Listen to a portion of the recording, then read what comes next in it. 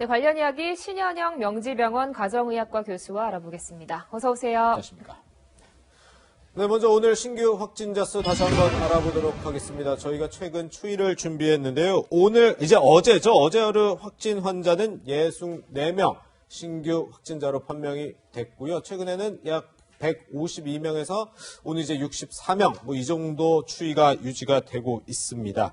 신현영 교수님, 그런데 지금 이제 확진 환자 가운데 이제 22일 0시 기준으로 하면 신규 확진자 15%가 해외 유입이고, 이제 어제 같은 경우는 한 20% 정도가 해외 유입이었더라고요. 이제는 과거에는 대구 신천지에 의한 집단 확산이 많이 우려가 되는데, 이제는 확실히 해외 유입을 차단하는 쪽으로 좀 많이 넘어온 것 같거든요. 그렇죠. 중요한 부분입니다. 지금 네. 우리나라는 어느 정도의 그런 대구, 경북, 신천지 그쪽에 안정세가 있다고 판단이 되기 때문에 지금 두 자리, 세 자리 숫자를 왔다 갔다 하고 있는 부분인데요. 네네. 물론 국내에 그런 소규모 집단 감염 사태가 계속 발생하고 있긴 하지만 예. 오히려 해외에서의 그런 유입이 더 큰 문제일 수가 있고요. 앞으로 이런 팬데믹 상황에서 다른 나라의 상황이 더 악화되고 있기 때문에 네. 이렇게 유입되는 비율이 더 높아질 수 있다. 그만큼 이에 대한 방역 대책이 매우 중요하다라고 보이는 부분입니다. 네, 특히 지금까지 이 해외에서 유입된 확진자를 보면 유럽에서 이제 50여 명이고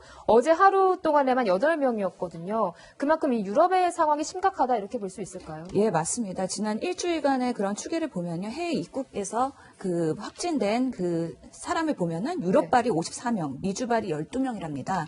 특히 유럽에서는요. 그 확진된 나라의 경우에는 프랑스, 영국, 이탈리아, 스페인, 네덜란드 등등 수많은 국가들이 다 포함이 되어 있는 부분이거든요. 네. 어떤 특정 국가가 위험도가 높다라기보다는 지금 산발적으로 유럽에서 많은 바이러스가 유포되어 있고 그만큼 해외 입국자 중에서 유럽발이 가장 비중을 높이 차지한다는 겁니다. 네네. 그 다음에 미국이 차지하기 때문에 우리가 실시간 이렇게 변화되는 상황에 대해서 좀 대응태세를 정비해야 되지 않을까 싶은 생각이 듭니다. 네, 그렇다 보니까 어제부터 유럽발 입국자 전원에 대해서 코로나19 진단검사 실시하고 있다고 하는데 또 이제 음성으로 판정이 난 단기 체류 외국인도 능동 감시를 한다는데 이 능동 감시가 어떻게 이루어지는 건가요? 그렇죠. 하루에 2번씩 전화를 걸어서 증상 유무를 하는 그런 게 능동 감시입니다. 그렇군요. 예. 그렇기 때문에 어떻게 보면 좀 소극적인 부분일 수도 있는 것이죠. 네네. 하지만 이 외국인들 또는 한국인들 해외에서 방문했다가 들어오시면서 그 나라에서 감염될 수도 있고요. 아니면 비행기 아니면 공항에서도 이런 밀접 접촉이 일어나서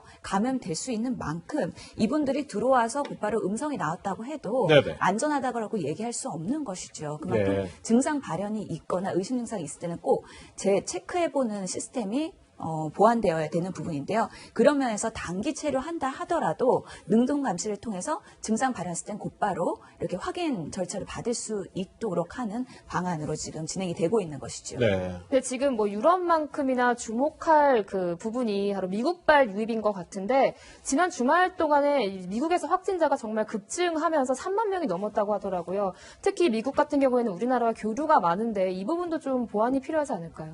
예, 중요할 것 같습니다. 지금 보면은 세계 각국의 순위를 보면 중국, 그다음에 이탈리아가 5만 9천 명 정도의 확진자가 있고 미국이 3만 3천 명. 네. 지난 그 단기간에 한 8일 정도의 10배 이상 급증세를 보였다고 합니다. 예. 그만큼 미국의 지역사회 감염의 우려가 매우 큰 상황에서 네. 여기에 방문하고 오신 분들에 대한 그런 철저한 조사나 아니면은 이런 예방 대책이 필요할 것으로 보이는데요. 네네. 실질적으로 이런 미국에 대한 것들도 지금은 그 특별 감화에서의 그런 확진 검사가 강화되지는 않았지만 네. 유럽 다음으로 리스크가 높은 상황에서는 조금 더 강화된 조치가 앞으로는 필요할 것으로 보이는 상황입니다. 그러니까요. 신 교수님 말씀하신 것처럼 아직 미국발 입국자에 대해서는 이런 전수 검사 이루어지지 않고 있다고 하는데 이거 언제쯤 필요할까요? 지금 당장도 필요하지 않을까 하는 생각도 드는데요. 예, 필요할 것으로 보입니다. 실제로 21일 기준으로 해서 미국에서 들어온 그 입국자들이 3,400여 명이 된다고 합니다. 예. 그만큼 상당수의 이 포션을 차지하고 있는 부분이고요. 예. 이분들이 안전하다고 우리가 예단할 수가 없지 않습니까? 그렇죠. 그렇기 때문에 이분들에 대한 특별 관리 강화도 이제는 시행이 돼야 되는 부분이긴 한데 네.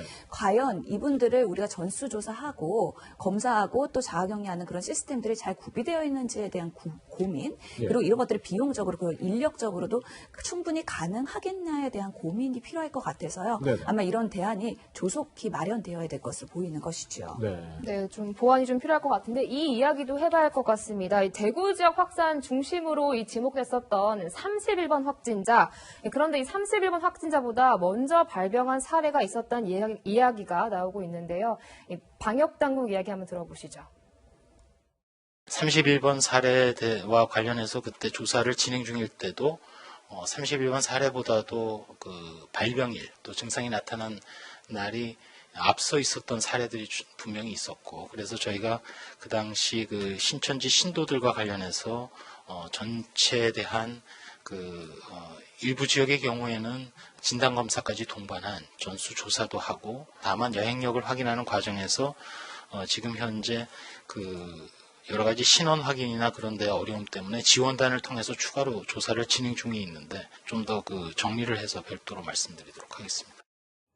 그러니까 이 31번 확진자보다 그 전에 입원했던 환자 2명이 지금 코로나19 양성 판정을 받았다는 건데 대구 지역에서 어떻게 확산했는지 보려면 조사가 좀 필요할 것 같습니다. 그렇죠. 아직까지는 명확하지 않은데 우리 31번 환자 기점으로 해서 대구 경북 지역이 이렇게 확산이 됐으므로 과연 누가 첫 번째 감염원이겠느냐에 대한 궁금증인데요. 네네. 아직까지는 우리가 이 31번에 대한 감염원에 대한 오리무중의 상태였던 거죠. 네. 근데 이번에 대구 지역에서 그런 폐렴으로 입원한 환자들의 전수조사를 하는 과정에서 500여 명을 검사했더니 6명이 확진이 됐다는 겁니다. 네네.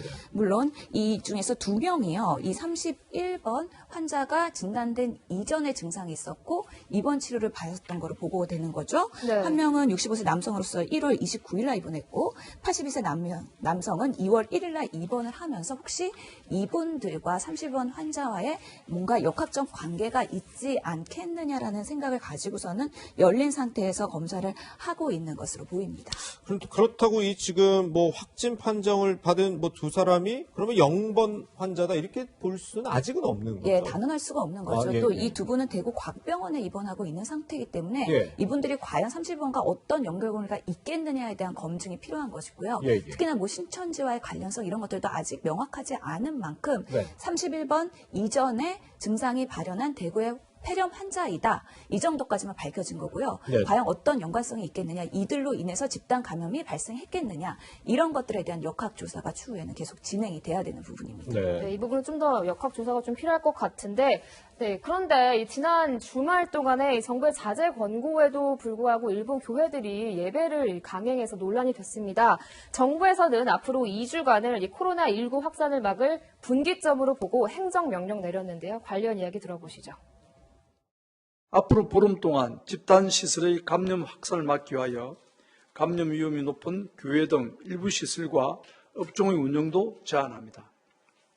오늘부터 보름간 종교시설, 실내체육시설, 유흥시설 등은 운영을 자제해 주실 것을 부탁드립니다. 행정명령을 이행하지 않는 경우에는 감염병 예방법에 따라 처벌이 가해지며 만약 집단 감염이 발생할 경우에는 입원과 치료비 등 손해배상이 청구될 수 있습니다. 네, 굉장히 강경한 입장을 보였는데 앞으로 2주가 중요한 이유가 뭘까요? 예, 사실은 지금 계속 2자리, 3자리 신규 확진자가 나오고 있는데 아직까지는 폭발적인 집단 감염은 나오고 있지 않는 상황이기 때문에 네. 앞으로 더 악화되지 않는 이 상태로 간다면 우리가 앞으로 코로나19에서의 장기전을 대비해야 되는, 그러니까 장기적인 시스템을 준비해야 되는 중요한 시기입니다. 또 4월 6일 날 개학을 하게 되면 또 이렇게 집단 모임들이 계속 발생을 하는 거기 때문에 학교 내에서의 집단 발생으로 인한 뭔가 지역사회 감염 우려가 있지 않습니까? 네네. 그렇기 때문에 그 전에 우리가 이런 상태를 공고히 하자는 의미에서의 2주간의 강화된 사회적 거리두기를 하자는 의미에서 중요하다고 말씀드리는 네. 것이죠. 아무래도 그동안에는 권고 수준이었는데 이제는 좀 법적으로까지 조치를 하겠다니까 이 효과가 상당히 있겠어요. 예, 아무래도 종교시설이나 실내체육시설 그리고 유흥시설에 대한 운영 중단도 권고를 하고 있고 만약에 불가피하게 운영을 하더라도 2m 정도의 사회적 거리두기를 하면서 하라는 것이 사실 현실적으로는 가능한 부분이 아닐 수도 있습니다. 그렇기 때문에 이용자들의 입장에서도 가기도 꺼려지는 부분이 있고 이 운영자의 입장에서도 이런 현실적인 감염병 관리 대책을 정착하기 어렵다면 운영하는 것을 잠정적으로 보류하는 것에 대한 간접적인 메시지라고 보이고요. 네네. 그러면서는 또 강화된 뭔가 300만 원 이하의 벌금이 부과될 수 있는 리스크가 있기 때문에 네네. 이런 것들을 최대한 축소하자는 의미에서의 그런 효력이 있을 것으로 생각이 됩니다. 네. 그런데 정부가 뭐 종교시설뿐 아니라 실내 체육시설이라든지 유흥시설에 대해서 얘기한 이유가 있을 것 같아요. 보니까 지금 이제 확진자 중에 20대가 참 많다고 하더라고요. 저희가 뭐 주로 이제 고위험군에 초점을 맞추면서 많이 보도를 해드려서 이 20대들의 경각심이 조금 많이 부족했던 거 아닌가라는 생각도 좀 드는데요. 예, 맞습니다. 질병관리본부가 7천여 명의 확진자, 국내 확진자를 대상으로 분석을 해보니까 네네. 20대가 전체 3명 중에 1명꼴로 29%를 차지한다는 겁니다. 예, 예. 10대, 20대, 30대를 합치면은 전체 확진자의 45% 정도를 차지하기 때문에 그만큼 젊은 사람들이 사회적 활동이 활발하고 그렇죠. 거기서 밀접 접촉이 많이 일어난다는 걸 간접적으로 이야기를 하는 겁니다. 네. 물론 신천지의 그런 젊은 세대들이 많이 확진이 됐기 때문에 거기에 대한 그런 퍼센트가 올라간 것도 있긴 하지만요. 네네. 그만큼 젊은 세대들의 뭔가 나는 명령이 강하니까 경증으로 호전될 수 있어라는 맹심보다는 네. 나도 악화될 수 있다. 그리고 내 주변의 사람들 감염될 수 있다는 경각심. 그걸로 인해서 우리가 자제할 필요가 있는데요. 그런 면에서는 이런 클럽, 노래방, PC방 등 젊은 사람들이 이용하는 곳들도 좀 더 강화된 조치를 하는 것이 필요할 것으로 보입니다. 그렇군요. 네, 확진자 수가 뭐 조금 줄긴 했지만 여전히 안심할 수 없는 상황입니다. 스스로 사회적 거리두기 실천해야 할 것 같습니다. 저희가 나라 밖 상황은 잠시 후 글로벌 뉴스룸에서 전해드리고요. 신현영 교수님과 여기서 인사드리겠습니다. 고맙습니다.